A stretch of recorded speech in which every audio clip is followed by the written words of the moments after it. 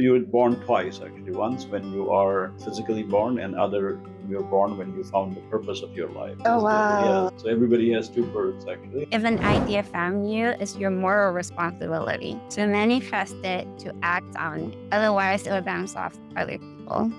Yeah. So you're saying it's like all of those ideas found those founders, and the one that are going for it is the one that is going to succeed. Body in motion is always in motion. Body which is stagnant, which is not moving, always keep moving and always keep doing things. So a philosophy that I have learned and that I live by, constantly doing things actually, and that brings a balance to your being and balance to your inner and outer world. Building good habits is always a foundation to every successful career. So just focus on habit, being in harmony, being in relationship with important people, family, friends, and then success will follow. So I think it's basically your drive shapes your personality. Personality shapes your mission, and your mission shapes your basically vision, and then collectively personal brand. Whatever you have, if you build a solution that will cure cancer, that itself will become the trend. So whatever saves a life, that becomes a trend. Pharmaceutical is now becoming a poster child for intelligence. What does that mean? There's a lot of innovation happening that is directly impacting patients' health. Throw your hands up if you with it, drop it.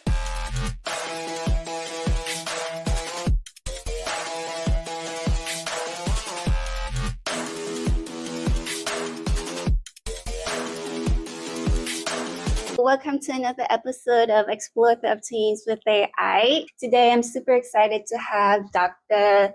Prasun Mishra here with me. And if you don't know, ask ChatGPT. And I asked, what's the most impressive thing about Dr. Prasun Mishra and what he did? And Dr. Prasun founded the American Association for Precision Medicine, launched and helped scientists help with COVID-19 and create lots of innovations during that time as well. And you also founded your biopharma company and also Ability Farmer. Did I say it right? Agility. And you are a global influencer, policy shaper, startup advisor for healthcare and investment. You are a global collaborator, and you also help with government policy, chairman of WISE. It's the World Investor and Entrepreneur Society as well. So that's a lot of accomplishments. And you also won 40 different awards. How do you do it? That's very impressive. Please share the highlight of your career. What does it take for you to get to where you are? Thank you, Serena, and pleasure to be here. Very early in my career, growing up in the family of physicians, I learned that my path aligned with our family history. My grandfather taught me that we live to help others live longer. Actually, early in my career, I lived to compound medicines actually in his clinic, and then that's what he used to teach me. So I think I grew up, and then my inner motivation became that I will save as many lives as possible before surrender mine, actually. So this has been my personal mantra. And then once that has been defined, the path manifests itself, become a force of nature to manifest that reality in this world, actually. So I think that's what whoever wants to learn, that's what you create your personal goal, and then the whole universe conspires to make that reality. You found your calling. What age? What do you think that you already found your life mission? There's a very beautiful saying. You were born twice, actually. Once when you are born physically born, and other you're born when you found the purpose of your life. Oh, wow. Yeah. So everybody has two births, actually. And in my case, one of the traumatic experiences where I lost one of my family members to cancer. So that led that grief, sorrow, and healing journey led to that solidify. This is when I realized that after all the sadness, I realized that it's just not me alone. There are families around the world. They're suffering the same problem. And I'm just one of them. Right. Then now, what can I do about it? So that somebody else doesn't lose their family members. So that's basically became a driving force. Oh, wow. Yeah, and then I have since then, I have been trying to utilize this material body that has given to me to do as much as possible in this short lifespan. Yeah, but do you feel like once you found that powerful mission, is it easier for you to achieving what you're trying to achieve? Yeah, I think what it becomes, it's the mission basically aligns the purpose. I think it's Right. the one is that if you're not aligned, so if you're walking on a path, right, and then Yes. if you know where you're going, right, you just Right. always know when you get a fork in the road where to go. But the problem is if you're not going and don't know where, so Yeah. you explore, and then that wastes a lot of time. So the laser focus, if you are laser focused, that basically Definitely. drives the clarity, and then the clarity drives the mission, and mission attracts a tribe, and then tribe makes your dreams reality. Yeah, because I was just thinking, like, to accomplish this much, and I was able to talk to you.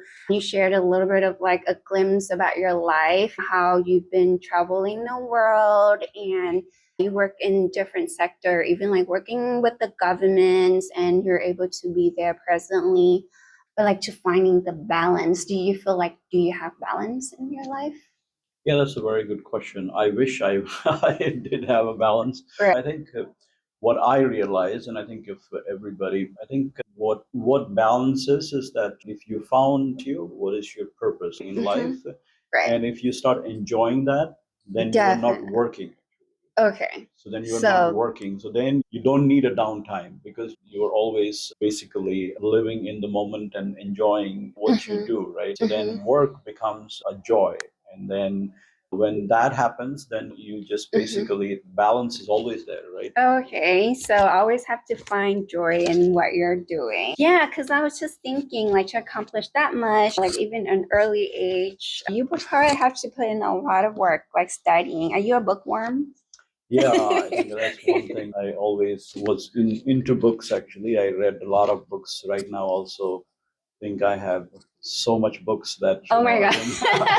and I So, like like, your wall is like full of books. I like to own the physical books because I feel like there is something you generate a photographic memory when the pages you read and So you're not into podcasts or listening to the audiobook? No, I listen to the podcasts, but not so much into audiobooks actually. So I've been looking up on your profile. I feel like your life is full of philosophy.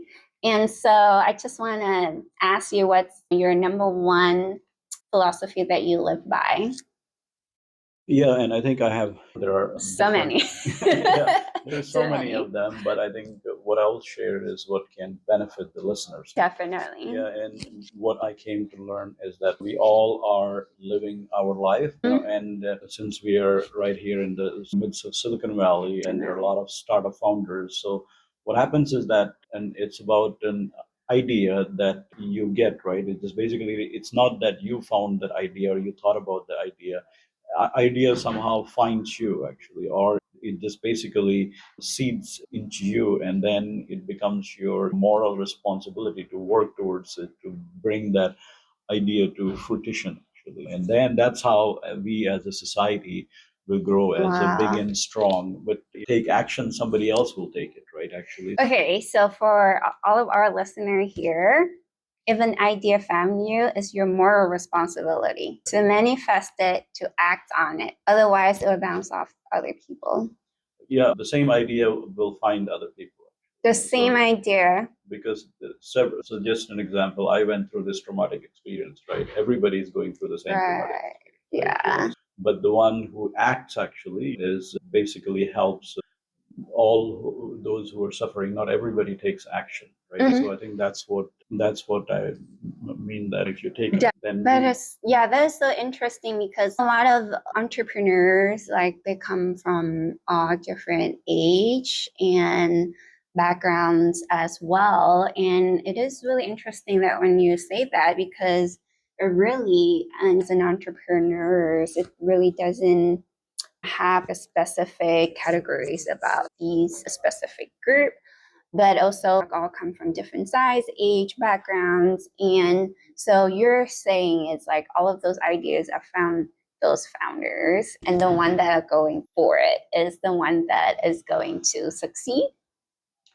Yes. succeed or not. I'm not sure about Yeah, that. that's not sure. You are Right. basically you control over your actions. You don't have controls whether that will succeed or not. But I think the actions drive the success actually. So Definitely. calculated actions and determined actions, calculated risks actually. Okay. Yeah, so you gotta act on it. So I was actually talking to you a little bit, and I just know one fun fact about you. So you actually starting out your career as a writer. Yep. Yeah. I founded a magazine actually. So I think Sir Richard Branson and I have similar career path. He also started his career as a editor of a magazine actually, and founded a magazine. And I went through the same thing actually. So I was also founder of a magazine and I wrote a lot of columns and also edited others' work as well. Yeah, that's amazing because when I go onto your LinkedIn profile and I was like, oh wow, he's actually really good at sharing stories and also building your personal brand. And that is actually really important because we're talking earlier, we're talking about sales and how we say that people are actually not buying because of the product you're selling, but it's actually they buy the product is because of you, right? If they like or know and trust you. And so that I found that is really important as well. What advices do you have for especially like early stage founders on building their personal brand and also help them with successfully more in either getting more sales or even getting more fun to their startup? What advice do you have?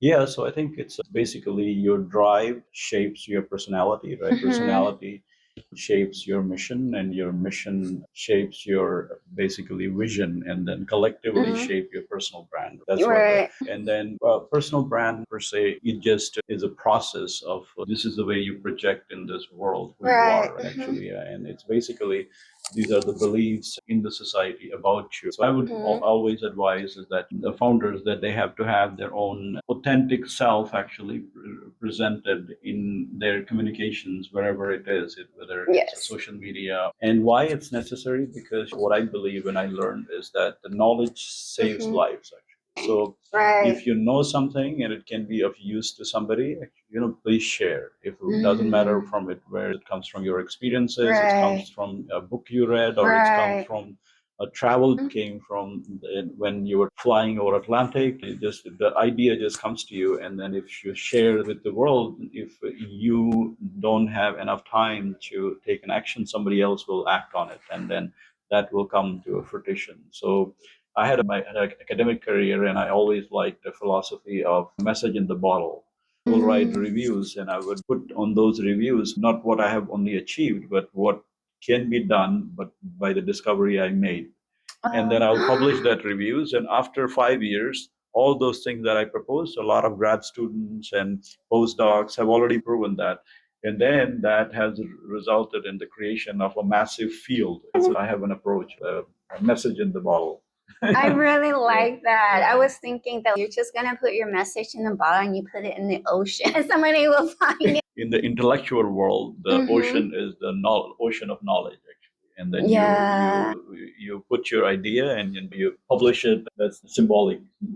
It is. And I like that. And we come back to the idea part because especially when we write on social media, especially sharing our personal stories and the idea that comes to us, and by sharing it to actually, like you said, like it's your moral responsibility. Whoever listened to it after can be beneficial from that as well. For founders, please keep writing, keep sharing, and it's also helping you to build personal brand and helping you to build that know and trust factor so that people can trust you, like you, and also helping with your business as well. So much of life philosophies and personal stories already. I know our conversation is actually going this way, even though this podcast is for exploratories with AI.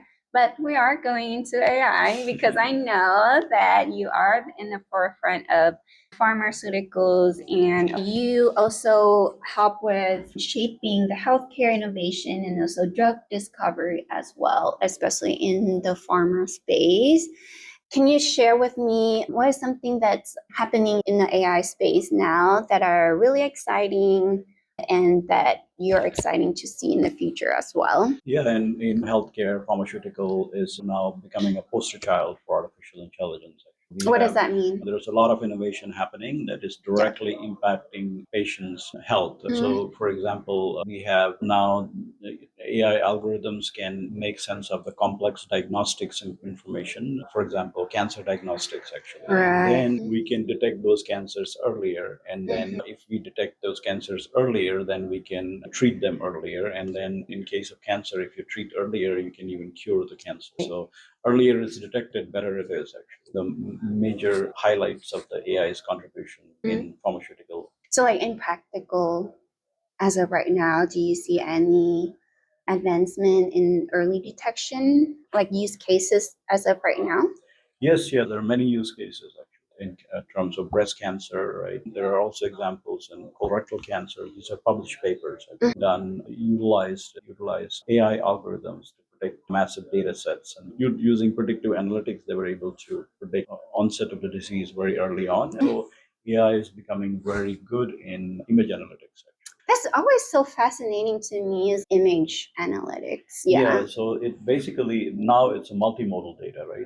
So image analytics is a multimodal data before, which is a complex training of AI models, and then this is when we have AI models now being able to tell you things that our naked eye will not be able to process, actually, which is amazing contribution to the field. And the drug discovery, pharmaceutical, especially into the agentic AI for a B2B SaaS company. What indicators now that you've seen that are helping in that clinical trials for drug discovery? Yeah, so clinical trial has been one of the major transformations that the field needs. Actually, there are several interventions are available at different stages of clinical trial. Clinical trial has from informed consent form you fill, right? So that's then starting from clinical protocol writing, right? Actually, that's another. How can you write a clinical protocol by if you have a GPT trained on a historic protocol data, because these protocols have been written over and over by several institutions. And it's a lot, right? Yeah, I it's can a lot. imagine it's like hundreds of pages. Yeah, and then that's other. Then you have a real execution of the clinical trial where you have a wearable data. Right. You also have now decentralized trials. Now we are moving towards a hybrid model. So if a patient doesn't need to be in the hospital, they can be monitored remotely and only can be invited to the hospital healthcare system only when a necessary procedure like surgery or other things need to be. And also after that is compliance, actually, when the patients they forget to take medication and all that, so that medication adherence, actually, that's also built into it. So it's a very complex ecosystem. It's a topic for a podcast in itself, but there are several interventions. There are several companies that they're making that have made solutions that are trying to solve each use case, actually. Yeah. There's a lot of stats about a lot of drugs that would never pass the clinical trials, and it cost them probably like millions. But like they said that it took 11 years for some drugs to even get into the market. So like, that is really long and it needs a lot of resources as well. Yeah, and I'm talking to you as well. You shared that because you are coming from a medicine background, a medicine of family, and even then you said that there's not enough drugs in the market to help people as well. And so with AI in place, we need more drugs in the market. How can AI help? Yeah, so that was one of the aims we took when we founded Agility, actually, and then the cost by half and time to bring the drugs to market by half. And we have brought the drug discovery timeline to more than half, actually, right now. Oh my God. And we're working on to see if we can bring the whole drug development. So now it takes 10 to 12 years, actually. 10 to 12 years. Yeah, so we can bring it down to say about 5 years, actually, 4 to 5 years. If we can do that, then that'll be a major. Oh, okay. 5 years. Yeah, 5 years is actually more than half. Yeah. So that's really good. Yep. Yeah. You're entrepreneurs, you're inventor, pharmaceuticals, founders, and I was like, all of that, but you're also an investor as well. And so, yeah, read about you. You're a strong advocate about investing for social good. So I've been attending a lot of like AI pitches as well. And for some reason, when it's something about social good, I feel like a lot of investors shy away.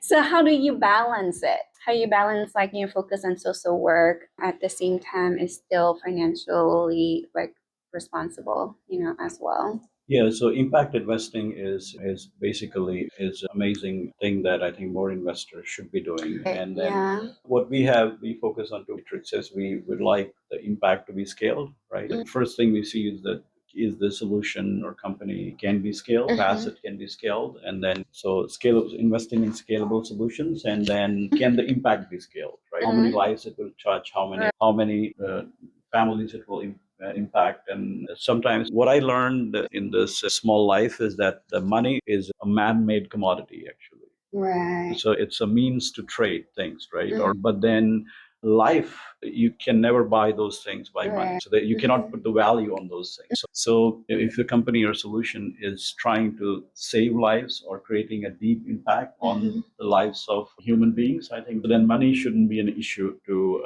fund these kind of interventions. The life science and healthcare investments are as per my like a highest impact generating investments. So that's what I think one of my call to investor has been that, and COVID brought this reality into broad daylight that I think the impact investing into healthcare is one of the best things you can ever do. Definitely. Yeah. Yeah. So, yeah, we need to increase the size of the funding for life science and healthcare. But I think AI in this sector is probably going to be extremely growing, especially now. But when you're investing in biotech or pharmaceutical, what are the lengths of the sales cycles normally you look into first, right?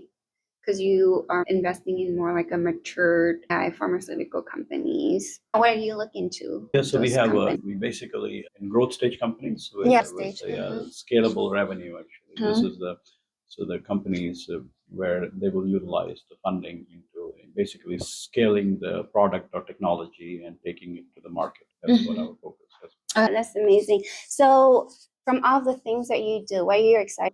I've been talking about AI since when AI was not in fashion, actually. We had winters of AI, and this is one of the summers of AI. So I think I'm very happy, and then we can utilize AI in many different ways. In healthcare, if we can utilize it to basically, build solutions that will, drugs, diagnostics, and solutions that will save lives. That's the most excited actually. Yeah, that's a general answer, but I think, and maybe also presents a lot of other opportunities to basically how we can utilize AI in the broader different use cases that healthcare and drug discovery field presents actually. So I think to go in the nitty gritties of it, because as AI, we have now large language models, but there are some of these healthcare problems are the small language model problems. So you can build a specific solution for that specific use case. So I think there's a lot of opportunities in working not just broad strokes like ChatGPT, other, but I think specific solutions that will solve that specific problem for that specific researcher or a clinician or a nurse practitioner. So it's like touches every life. Because yeah, that's what I was starting with is when I worked for an AI wearables. So that was what we are trying to kind of accomplish is help record taking as their first physicians and act as an AI companions and to help with healthcare industry as well. A lot of doctors, they went to school for 10, 11 years, but then after that, they were like mostly have to take notes, sending messages, and those clinical work is they still like take 70 or 80% of the workforce. And so I was like, wow, if AI can actually help drive those down, and the doctors and nurses or scientists can actually focus on what they're truly meant to do, what they study for. Yeah, medical transcription is a huge opportunity. Yeah. How do you think that it's going to be? Is it out now? Do you feel like? Yeah, there are several solutions that are out now. Actually, Uh, they're being now utilized by many hospitals. oh, Actually, okay. it's there, but it's a huge opportunity, and the challenges are huge. Actually, Definitely, and especially very responsible, regulations. Yeah. very responsible Uh-huh. analytics. Actually, so we have a Mhm. long way to go. Well, that's amazing. You get to learn about you. So, is there a message that you wish more people understood or maybe focus on? Yeah, I think I can speak to the founders. I think what we have is that in society we all follow trends, right? Actually, Yes, so we I think do, what unfortunately. yeah, why I will say that don't follow trends actually, and so basically I dedicated my life to try to find interventions that will prevent or cure cancer. Actually, what I always told my students is that it doesn't matter what's hot, what's not, whatever you have. If you build a solution that will cure cancer, that itself will become the trend. Right. So whatever saves a life, that becomes a trend. So you become a trendsetter than following a trend. Yeah, so that's when, especially in healthcare, or if you're not in healthcare, building a solution that will have a transformative change in our society, that would be the thing to go after. Okay, so that is really good lessons. As we know it, AI trends has been exponentially, especially in this era, the last 2 or 3 years. And we also see a lot of companies failed as well because they're following trends. Be yourself and be a trendsetter, not following trends. Oh God, I love that. Let's talk about balancing it all because I just feel like you've accomplished so much things in your life as if anybody's listening and trying to follow your path as well. How do you balance, like, what's the number one key ingredient if either you live by or you think that would be best, just trying to balance with your life and your insanity and also accomplishment? Yeah, what I have learned one thing in life is a body in motion is always in motion, and body stagnant is always stagnant, right? So I think you got it right. A body in motion is always in motion. Body which is stagnant, it's not moving, always keep moving actually, and always keep doing things actually. So a philosophy that I have learned and then I live by, constantly doing things actually, and that brings a balance to your being and balance to your inner and outer world. Actually, what happens is that I think one of the principles that I live by is that human connections, there is no replacement to that actually. So we all these recognitions, awards, they all fade. If I ask about name 10 Nobel laureates, actually, I don't know if you or anybody who is getting, unless you ask ChatGPT. Like But I asked it about you. yeah, but these awards will be forgotten. You did get an award that. NCI Directors Innovation Award. Yeah, Oh, okay, so you did. yeah, that was conferred by Harold Warmus, who is a Nobel laureate. Yes, yeah, yeah. So, oh wow, that's very impressive. Yeah. So, human connection, relationships. Care about people, Yeah, basically, and then when definitely. so that's more thing that to live by is not to isolate yourself in work, but I think you have the life outside work Of as well, work and as actually well. balance that as well. Yeah. Meet with your friends, have a life outside. Your family is the most important cornerstone or foundation of your being. So Right. you have to take care of that, and then together you become this holistic individual that basically resonates all that goodness in this world. Yeah, because you are not no, you are not chasing what to do, what not to do, but you are just being, and then basically this is your habit. You're not trying to, once you get all these things as a habit, then you are basically habitually doing good. And then I think building good habits is always is a foundation to every successful career. Yeah. Okay, so that's awesome. So just focus on having being in harmony, being in relationship with important people, family, friends, and then success will follow. Thank you so much, Dr. Prasun Mishra, for coming on today to share with us not only all the impressive thing that you do, of the advancement in AI and healthcare, but also all of your life philosophies and lesson as well. Thank you so much for coming on today. Thank you, Serena. Okay. Pleasure being here.